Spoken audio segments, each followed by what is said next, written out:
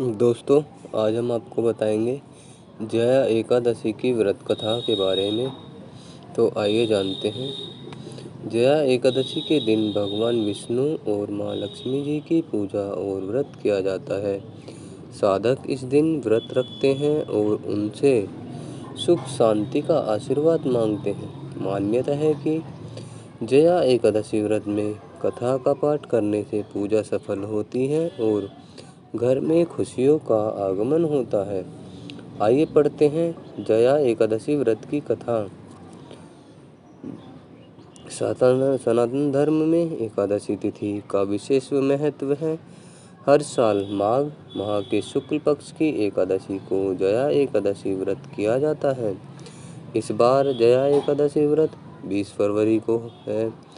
इसी दिन जगत के पालनहार भगवान विष्णु और माँ लक्ष्मी की पूजा और व्रत किया जाता है। साधक इस दिन व्रत रखते हैं और उनसे सुख शांति का आशीर्वाद मांगते हैं। मान्यता है कि जया एकादशी व्रत में कथा का पाठ करने से पूजा सफल होती है और घर में खुशियों का आगमन होता है। आइए पढ़ते हैं जया एकादशी व्रत की कथा।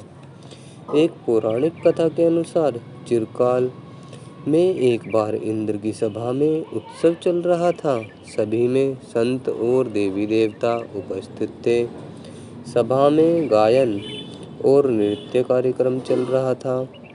गंधर्व कन्याएं और गंधर्व नृत्य और गायन बेहद उत्साह के साथ कर रहे थे।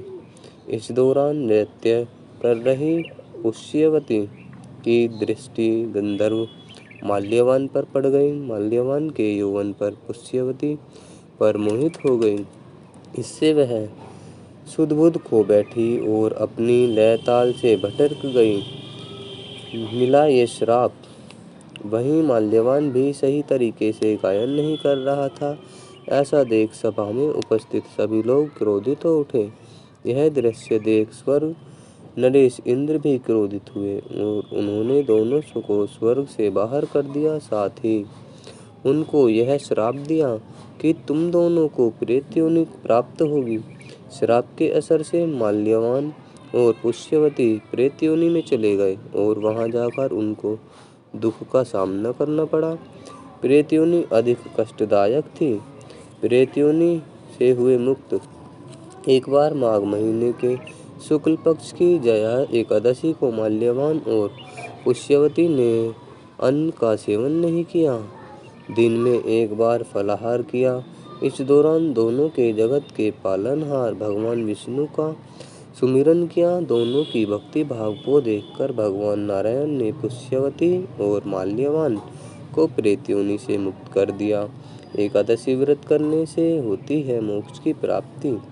भगवान श्री हरि के आशीर्वाद से दोनों को सुंदर शरीर प्राप्त हुआ और वह फिर से स्वर्गलोक चले गए। जब वहां पहुंचकर इंद्र को प्रणाम किया तो वह चौंक गए। इसके बाद उन्होंने पिशाच योनि से मुक्त का उपाय पूछा। इसके बाद माल्यवान ने बताया कि एकादशी व्रत के असर और भगवान विष्णु की कृपा से दोनों को पिशाच योनि से मुक्ति मिली है। इसी प्रकार जो व्यक्ति जया एकादशी व्रत का व्रत रखता है उसे मोक्ष की प्राप्ति होती है। तो इस तरह थी दोस्तों जया एकादशी व्रत की कथा। धन्यवाद दोस्तों।